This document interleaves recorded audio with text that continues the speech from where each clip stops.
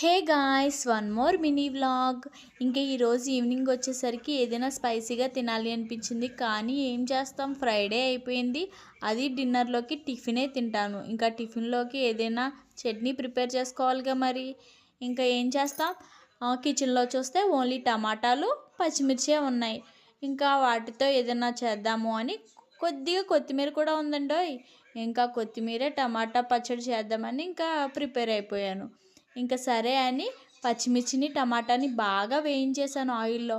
ఇంకా కొద్దిగా సాల్ట్ వేసాను.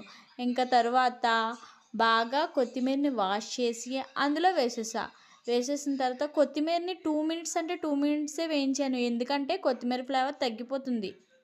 ఆ తర్వాత ఒకటే అంటే ఒక్క వెల్లుల్లిపాయను వేసాను. వేసి ఇంకా మిక్సీ పట్టేశాను. ఇంకా మిక్సీ పట్టిన తర్వాత దాని స్మెల్ కానీ టేస్ట్ కానీ ఉంటుంది.